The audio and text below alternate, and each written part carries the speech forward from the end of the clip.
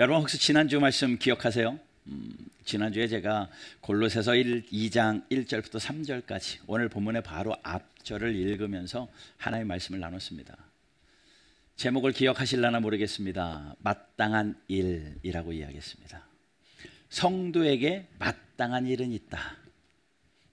성도가 마땅히 해야 될 일이 있다. 기도도 마땅히 해야 되고 말씀도 마땅히 읽어야 되고 전도도 그렇고 예배도 그렇고 모든 것이 마땅한 일이겠지만 사도 바울이 그 골로새 교인들을 향하여 내가 이 일을 한 것을 너희들이 알지 못하지 않았으면 좋겠다, 꼭 알았으면 좋겠다라고 하며 그 마땅한 일이라고 한 것은 수고하고 힘씀입니다. 애씀을 알았으면 좋겠다, 고통 가운데 인내하면서 수고로이 힘쓰는 것을 좀 알았으면 좋겠다. 왜냐하면 그 수고가 위로가 되기 때문이다. 수고로 낭비되어지고 수고로 진이 빠지고 끝나는 게 아니라 그 수고 때문에 하늘의 하나님이 부어주시는 그 놀라운 위로와 평안, 위안이 있기 때문에 그것을 알았으면 좋겠다. 그러기에 힘썼으면 좋겠다. 그러면서 무엇에 대한 수고를 이야기합니까? 사랑으로 연합함에 대한 수고. 사랑으로 하나 되었으면 좋겠다. 성령이 하나 되게 하신 것을 힘써 지켰으면 좋겠다라고 사도 바울이 그 수고를 씁니다. 또 하나의 수고를 이야기하죠. 하나님이 감추어 주신 비밀, 그 예수 그리스도를 알기 위하여 수고했으면 좋겠다라고 이야기합니다. 3절 보세요. 그 안에는 지혜와 지식의 모든 보화가 감추어져 있느니라. 예수 그리스도 안에 감추어져 있는 보화를 캐내려고 힘썼으면 좋겠고, 그 예수 그리스도 안에 숨기워져 있는 그 보석을 발견해내는 그런 열심과 수고가 우리에게 있었으면 좋겠다. 그러니 골로새 교인들을 향하여 바울이 그렇게 편지를 쓴 거죠. 그리고 우리도 그렇게 수고합시다. 우리도 수고함으로 하나님이 주시는 위안을 경험합시다. 우리도 성령으로 하나 되게 하신 사랑의 연합을 위하여 수고합시다. 우리도 예수 그리스도를 알아가기 위해서 수고합시다. 그것이 성도의 마땅한 일입니다 라고 말씀 나눴습니다. 그 본문 이어서 오늘 4절과 5절 말씀인데 특별히 제가 5절 한 절만 읽었죠. 4절을 바울이 이렇게 이야기해요. 이것을 이야기하는 이유는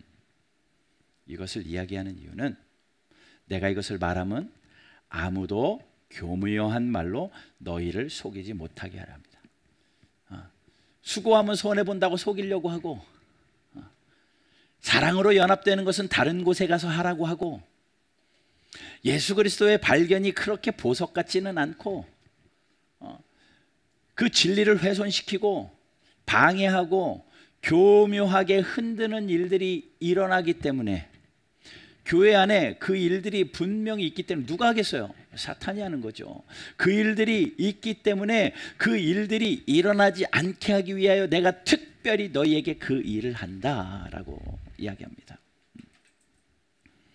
그러면서 바울이 오늘 보면 5절을 이렇게 씁니다. 이는 내가 육신으로는 떠나 있으나 심령으로는 너희와 함께 있어. 자기의 형편을 먼저 이야기해요. 육신으로는 떠나 있습니다.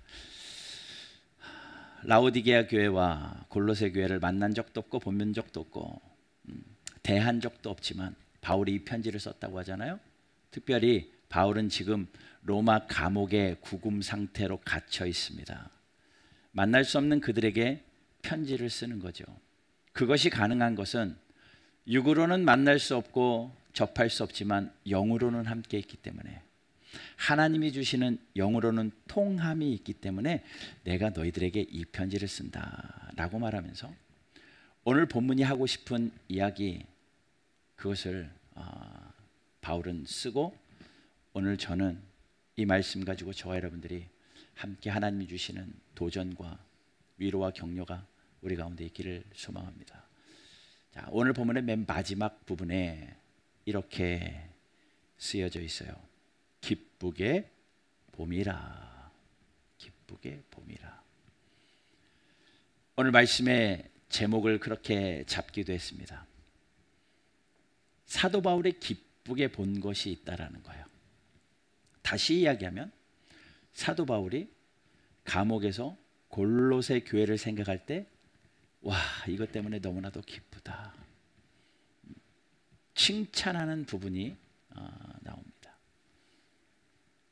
사도 바울을 통하여 그 기쁨이 전달되어진 이 내용은 하나님이 보시기에도 기쁘게 보여지는 모습입니다.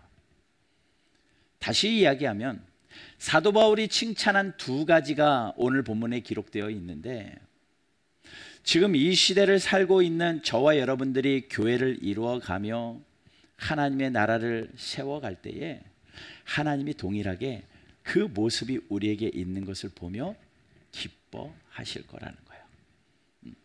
하나님이 기쁘게 보시는 두 가지, 오늘 본문에 기록되어 있습니다. 자, 5절 제가 다시 한번 읽어볼게요. 이는 내가 육신으로 떠나 있으나 심령으로는 너희와 함께 있어 너희가 질서 있게 행함과 그리스도를 믿는 너희 믿음이 굳건한 것을 기쁘게 봄이라. 두 가지 찾으셨나요? 바울이 기쁘게 본 두 가지, 골로새 교인을 향하여 칭찬한 두 가지, 더 넓게는 하나님이 교회를 향하여 기쁘게 보시는 두 가지, 바로 이겁니다. 질서 있게 행함과 믿음의 굳건함. 이 두 가지예요. 질서 있게 행함과 믿음의 굳건함. 이것을 바울이 기뻐했습니다. 예, 교회를 향하여 기뻐할 일이 얼마나 많습니까? 전도를 잘하는 것도 기뻐하고, 예배에 수고하는 것도 기뻐하고, 기도에 전념하는 것도 기뻐하고, 교회의 교인들의 수가 늘어나며 부흥되어지는 것도 기뻐할 일들 참 많지만, 감옥에 갇혀 있는 바울이요, 헛된 말로 쓴 것이 아니라 진심을 당하여 너희 교회를 생각할 때에 내가 멀리 떨어져 있어서 가까이 가져 보지는 못하지만 영으로 함께하는 그 마음으로 내가 전달을 하는데 너희에게 정말 기쁜 두 가지가 있다. 하나는 너희들이 참 질서 있게 잘 행하고 있구나. 그리고 또 하나는 믿음의 굳건함이 있구나 라고 이야기합니다. 질서 있게 행한다, 참 중요한 말입니다.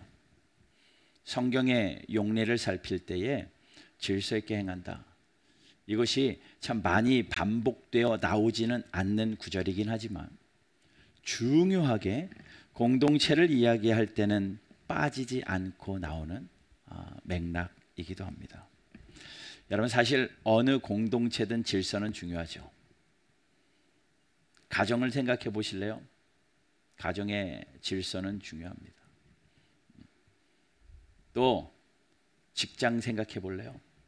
사회의 직장도 질서는 중요합니다. 학교 안은 어떻고요? 특별히 질서라는 이 헬라어 단어는 당시에 주로 군대 용어였습니다. 그러니 군대의 질서는 더 말할 나위 없이 마땅히 중요한 거죠. 자, 이 질서를 이야기할 때 먼저 기본적으로 깔고 생각해야 될 한 가지가 있습니다. 질서를 이야기할 때, 군대에서 질서를 이야기할 때 제일 먼저 기본적으로 가져야 될 개념은 나보다 우리라는 개념입니다. 질서가 있게 행해지기 위해서는 나보다 우리를 먼저 생각하는 개념이 먼저 있어야 된다는 겁니다. 성경에서 말하는 질서의 개념은 나보다 우리입니다. 사도 바울은 골로새 교인들을 볼 때 나보다 우리를 생각하는 교인들을 보며 내 생각보다 공동체의 모습을 보며 나의 의견보다 전체의 뜻을 보며 행하는 그 모습을 보고 질서 있게 행한다. 명령 하달이 잘 되어지고 누가 누구에게 무엇을 하고 뭐 나이 순으로 직분 순으로 무슨 순으로 이런 줄을 섰다는 의미가 아닙니다. 질서 있다라는 것은 나보다 우리를 먼저 생각한다는 개념이에요. 바울이 유난히도 골로새 교인들에게는 그것을 참 잘하고 있다라고 칭찬하고 있는데, 바울 서신을 읽어보면 바울이 교회들에다가 편지를 쓰면서 책망하는 교회도 있습니다. 질서에 대해서 그렇게 행하면 안 돼라고 책망하는 두 교회가 대표적인 교회가 나오는데, 하나는 고린도 교회요, 두 번째는 데살로니가 교회입니다. 이 두 교회는요, 이 질서라는 문제에서 바울에게 책망을 받아요. 특별히 데살로니가보다는 고린도는 더 그냥 세심하게 책망을 받습니다. 그 내용이 어디에 나오냐면 고린도 전서 14장에 나옵니다. 고린도 전서 13장은요, 우리가 그토록 잘 아는 사랑장입니다. 사랑은 언제나 오래 참고 온유하고 모든 것을 감싸주고, 그렇게 사랑에 대해서 구구절절하게 이야기하는데, 그렇게 이야기한 바울은 이제 14장으로 넘어가서 그들을 책망하기 시작을 합니다. 그런데 어떤 책망을 하느냐? 질서 없음을 책망합니다. 언뜻 보면 은사에 대한 이야기 같거든요. 방언하는 이야기, 예언하는 이야기, 병 고치는 이야기, 은사들에 대한 이야기 같은데, 그 40절까지나 돼 있는 그 장을 전체를 큰 눈으로 바라보면 사도 바울이 질서 없음에 대한 책망입니다. 그 14장을 결론적으로 이야기하는 마지막 절 40절에 사도 바울은 이렇게 써요. 같이 읽어봅시다. 시작. 구구절절 39절까지 이야기하고 결론적으로 바울이 이야기하는 것은 제발 품위 있게 좀 하고 질서 있게 좀 신앙생활 하십시오 라고 권면합니다. 품위 있게 하는 게 뭐고, 딱 이렇게 폼 잡고 있는 게 품위가 아니요, 질서 있게 무언가 줄을 잘 맞춰 있는 것이 질서가 아니라, 사도 바울이 말하는 품위와 질서는 무엇일까? 고린도 교회에게 있었던 문제들을 좀 생각하면서 고린도전서 14장을 좀 읽어보려고 합니다.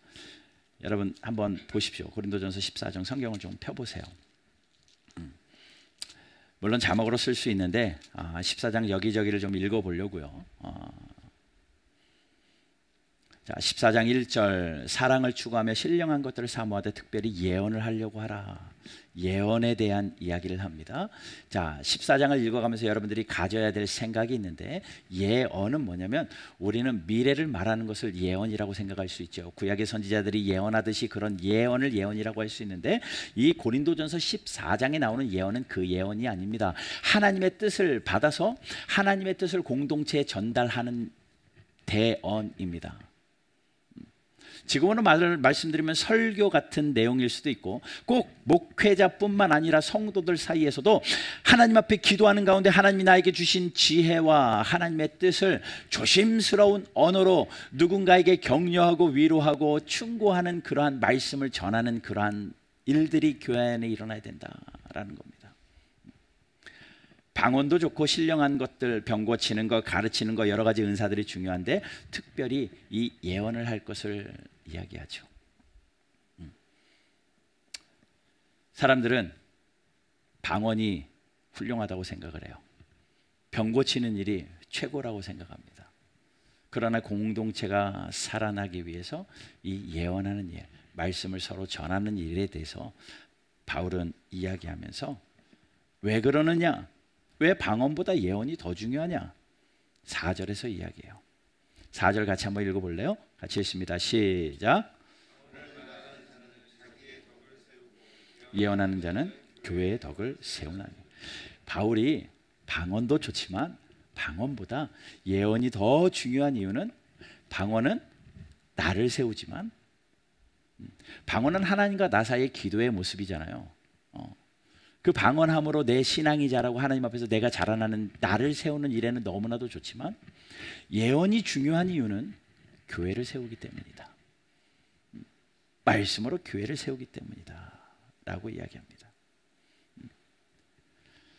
그래서 4절에 자기와 교회, 나와 공동체, 나와 우리를 비교하면서 사도 바울이 자기만 생각하는 그 고린도 교회를 향하여 책망하는 거죠.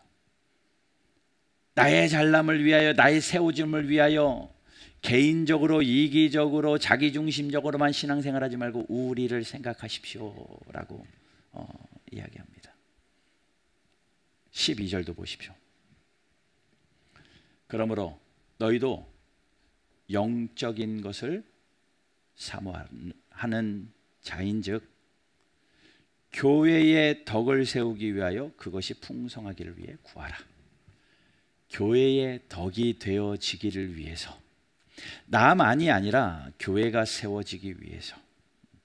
그러므로 13절, 방언을 말하는 자는 통역하기를 위해서 기도하라. 방언으로 끝나지 말고 통역, 방언을 깨달아 알 수 있는 통역하는 것을 위해서 기도하라. 또 17절도 한번 가보십시오. 감사에 대한 이야기도 해요. 너는 감사를 참 잘한다. 개인적인 감사를 잘하였으나 그러나 다른 사람의 덕세움을 받지는 못했다. 나만 생각해, 나만 잘하면 되지, 나만 감사하면 잘하면 되지 라고 생각했는데 가만히 보니까 나는 잘하는 것 같은데 전체 공동체에 유익이 되어지지 않는 그 모습들을 사도 바울이 본 거예요. 너는 감사를 너무나 잘하고는 있지만 공동체에 덕이 세워지지는 않는구나 라고 사도 바울이 이야기하죠. 26절도 한번 보십시오. 26절, 그런즉 형제들아 어찌할까? 너희가 모일 때 각각 찬송시도 있으며 가르치는 말씀도 있으며 계시도 있으며 방언도 있으며 통역함도 있나니. 예, 찬송하고 말씀 듣고 기도하고 하는 모든 것들이 있는데 그것들이 모든 것을 덕 세우기 위해서 해라. 교회 안에서 신앙생활하는 모든 것이 나 혼자 세워지기 위해서만이 아니라 덕이 세워지기를 위해서, 공동체가 세워지기 위해서, 하나님의 나라가 우리 가운데 이루어지기를 위해서 수고하라라는 겁니다. 그러면서 바울이 결론적으로 이야기하는 거죠. 모든 것을 품위 있고 질서 있게. 그러니 다시 이야기하면요, 품위 있고 질서 있다라는 것은요, 나보다 우리를 생각하며 서로를 세워가는 성도의 품격입니다. 옛날에 신사의 품격이라는 드라마 있던데요. 성도의 품격이 뭐냐면, 나보다 공동체를 생각하여서 서로 세워가기를, 아무리 그것이 맞는다고 해도 세워지는데 방해되는다면 오래 참는 것도 사랑이요. 그 사람을 아무리 사랑으로 품어도 그 사람의 그 행위가 공동체의 덕이 되지 않는다면 총대 메고라도 그것을 품어내는 것이 사랑이에요. 사도 바울이요, 그러한 자들을 권면하기 위하여 14장을 씁니다. 36절에서 그렇게 말해요. 어떻게 보면 좀 센 이야기예요. 14장 36절, 하나님의 말씀이 너희로부터 난 것이냐 또 너희에게만 임한 것이냐. 만일 누구든지 자기를 선지자나 혹은 신령한 자로 생각하거든 내가 너희에게 편지하는 이 글이 주의 명령인 줄 알아라 라고 말합니다. 무슨 이야기냐면요, 너 생각이 맞는 거 아니야. 너만 하나님의 말씀을 알고 있다고 착각하지 마. 교회 안에서는 서로를 세우는 것이 덕이고 나보다 교회를 먼저 생각하는 것이 덕이다 라고 말합니다.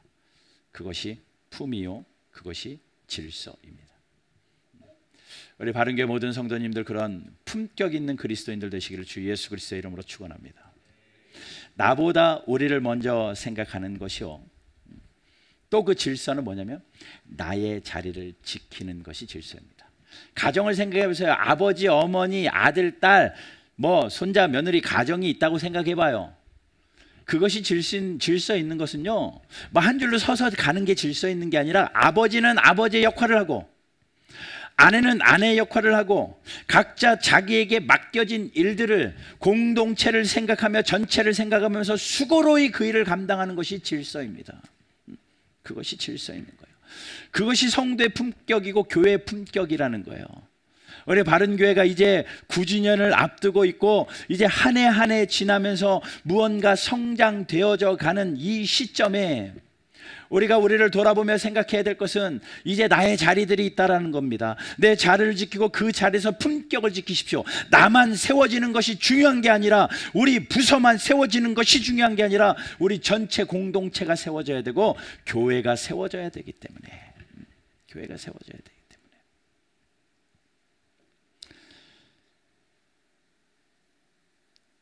사도 바울은요, 고린도 교인뿐만 아니라 데살로니가 교회들에게도 이런 책망을 하죠. 데살로니가 후서 3장 6절 7절 한번 보시겠습니다. 데살로니가 후서 3장 6절 7절. 형제들아, 우리 주 예수 그리스도의 이름으로 너희를 명하노니 게으르게 행하고 우리에게서 받은 전통대로 행하지 아니하는 모든 형제에서 떠나라. 왜요? 7절. 어떻게 우리를 본받아야 할지를 너희가 스스로 아나니 우리가 너희 가운데서 무질서하게 행하지 아니하여. 질서에 대한 반대, 무질서가 나옵니다. 그런데 그것이 무엇이냐면요, 게으르게 행하는 거예요. 자기 자리를 지키지 않는 겁니다. 아버지의 자리를 지키지 않고 게으르는 거, 무질서라는 거죠. 그리고 전통대로 행하지 않는 것, 무질서라는 겁니다. 거기서 사도 바울이 차라리 떠나는 게 낫지 않겠느냐라고 말해요. 디모데 후서 3장을 보게 되면요, 마지막 시대에 일어나는 현상들 중에 이것을 이야기해요. 하나님보다 자기를 더 사랑하는 일들이 일어난다. 나 중심이 된다는 거예요. 하나님보다 나를 더 사랑하는 일들이 마지막 때의 일입니다. 자기를 사랑하는 이기적인 모습이 마지막 때에 일어난다는 거죠. 나만 생각하는 이기주의, 그런 일들이 분명히 마지막 때에 일어난다는 거죠. 그것과 싸워야 된다는 겁니다. 모든 다툼과 불화와 무질서의 원인은요, 자기 사랑 때문이에요. 나만 맞다고 생각하고 내가 옳다고 생각하고. 그러나 사도 바울은요, 품격 있는 그리스도인은 나보다 우리를 먼저 생각하고, 그리고 그 공동체 안에서의 나의 자리를 지키는 것, 그것이 질서다라고 말합니다. 여러분, 질서 있는 우리 바른교회 되었으면 좋겠고요, 그러하기에 품격 있는 성도의 삶으로 하나님 앞에 영광 돌리는, 칭찬받는, 하나님이 기쁘게 보시는 저와 여러분들 되기를 주 예수 그리스도의 이름으로 축원합니다. 두 번째는요, 뭘 기쁘게 받냐면요, 믿음의 굳건함이에요. 믿음의 굳건함을 사도 바울은요, 칭찬합니다. 굳건하다라는 건 뭐예요? 흔들리지 않는다는 겁니다. 흔들리지 않는 이유는 뭡니까? 기초가 탄탄하기 때문에 그렇습니다. 비가 많이 오고 폭풍이 오면 나무가 훅 뽑힐 것도 같은데, 뽑히지 않는 나무들은 뿌리를 깊게 박은 나무들입니다. 큰 태풍이 와서 집들이 무너지고 날아가는데도 집이 끄떡하지 않고 유리창 몇 장은 깨어질 정도로 지지만 무너지지 않고 딱 자리를 잡고 있는 것은 기반이 튼튼하게 철근으로 기초공사가 튼튼하게 되어져 있기 때문에 그래요. 자, 교회를 흔드는 이단 세력들이 들어왔습니다. 예수 그리스도의 신성을 부인합니다. 너희들이 지금까지 모인 것은 다 잘못된 것이라고 이야기합니다. 개인주의적인 자기사랑주의가 그 안에 들어와 가지고 공동체를 흔들려고 하는 악한 사탄의 영향들이 골로새 교회 안에 침투했어요. 그런데 골로새 교인들은 예수 그리스도를 믿는 믿음에서 흔들리지 않는 거예요. 어떤 이야기를 들어도 내 믿음이 흔들리지 않고, 어떤 상황과 형편에서 내 믿음이 흔들리지 않고 믿음의 굳건함을 보입니다. 여러분, 사실 삶이 평안하고 내 삶이 평탄하고 잔잔하고 그 잔잔한 강 같은 평화의 은혜가 우리에게 있을 때 그 굳건한 믿음을 갖는 것은 칭찬받을 일이 아닙니다. 당연한 거죠. 그런데 그 굳건한 믿음이 칭찬받는 순간은 언제냐면, 큰 풍파로 무섭고 어려운 삶이 우리에게 닥쳐왔을 때입니다. 깊은 외로움이 찾아오고 슬픔이 찾아오고 내 믿음이 송두리째 흔들어 버릴 만한 그러한 위험한 순간에 노출되어 있을 때에도 내가 하나님을 향하여 흔들리지 않는 믿음으로 부여잡는 것. 힘은 빠질 수 있고 또 많이 상처 있고 무너질 수 있지만 그래도 하나님 앞에 끝까지 붙드는 묵직한 무게감, 그런 성도, 하나님이 그런 성도를 기쁘게 보시는 거예요. 여러분, 하루하루 사는 게 만만치만은 않잖아요. 들려오는 소식들, 또 내 가정과 내 삶의 문제들 여러 가지가 있잖아요. 그럼에도 불구하고 여전히 우리가 믿음을 부여잡고 하나님 앞에 내 믿음을 보이며 살아가는 그 굳건한 믿음, 하나님이 기뻐하신다는 겁니다. 하나님이 기뻐하시고 하나님이 기쁘게 보신다는 거예요. 고린도전서 16장 13절과 14절을 한번 보겠습니다. 고린도전서 16장 13절과 14절 같이 읽을게요. 시작. 믿음으로 굳게 서서 남자답게 강건하라. 너희 모든 일을 사랑으로 행하라. 예, 깨어서 믿음을 굳게 하래요. 여러분의 믿음이 흔들릴 만한 사람들의 이야기에 흔들리지 마십시오. 여러분들의 믿음이 흔들릴 만한 환경들 앞에 흔들리지 마십시오. 여러분들의 믿음을 버려도 될 만한 여건들이 우리에게 있다 할지라도 남자답게 힘써서 붙잡는 묵직함이 있게 되기를 주님의 이름으로 축원합니다. 사도 바울은 히브리서 10장 23절에 이렇게 말합니다. 또 약속하시는 이는 미쁘시니, 하나님은 신실하시다는 거예요. 우리가 믿는 도리의 소망을 움직이지 말며 굳게 잡아라. 흔들리지 말고 굳게 잡으라는 겁니다. 예수 그리스도의 말씀을 굳게 잡고 하나님의 다시 오신 예수님의 다시 오실 그 재림의 신앙을 굳게 잡고 이 힘든 상황, 풍파많은 이 시대 가운데 여러분 믿음으로 승리하는 저와 여러분들 되시기를 주님의 이름으로 축원합니다. 야고보서 5장 8절에 이렇게 말합니다. 같이 한번 읽어볼까요? 시작. 너희도 길이 참고 마음을 굳건하게 하라. 주의 강림이 가까우니라. 아멘. 마음을 굳건하래요. 그리고 왜 그렇게 하느냐? 점점 예수님 오실 날이 가까워졌기 때문에 그렇다고 말합니다. 그런데 그 앞에 한 가지 더 있죠. 길이 참으래요. 꼭 참고 인내하고 믿음을 지키라는 겁니다. 예수 믿어야 할 이유보다 안 믿어야 할 이유가 우리에게 훨씬 많다 할지라도 예수님이 나의 생명이고 산소망이기 때문에 예수 그리스도를 붙잡는 여러분들 되시기를 주 예수 그리스도의 이름으로 축원합니다. 세상 풍파가 나를 흔들고 내가 믿음을 저버릴 만한 그런 역경들이 나를 찾아온다 할지라도 내가 예수님 없으면 안 됩니다라고 믿음의 뿌리를 깊게 받고 흔들리지 않는 믿음으로 주 앞에서 묵직하게 살아내는 그 삶, 그것이 품격 있는 성도의 삶이라는 거죠. 골로새 교인들이 그렇게 살았던 거예요. 그 어려운 가운데서도 참 질서 있게 품격 있게 살았고 어떤 어려움 속에서도 믿음을 굳건하게 지켰던 것. 이 두 가지가 사도 바울이 옥중에서라도 생각해 보니 너무나도 기뻤습니다. 이것을 내가 기쁘게 봅니다. 바울뿐만입니까? 하나님도 동일하게 보시기 때문에 이 말씀을 이렇게 성경을 통하여 우리에게 들려주시는 것 아닙니까? 그런데 여러분, 이 교회가 이 두 가지가 잘 되어지잖아요. 나보다 공동체를 생각하고 각자의 자기의 위치에서 질서를 지키면 품격 있는 교회가 되어지고요. 또 하나님 앞에서 묵직한 믿음 있는 굳건한 그런 교회가 되어지면요, 어떤 일이 일어나는 줄 아십니까? 우리가 그렇게 살기만 하면요, 성경에 이런 약속이 있어요. 사도행전 16장 4절과 6절입니다.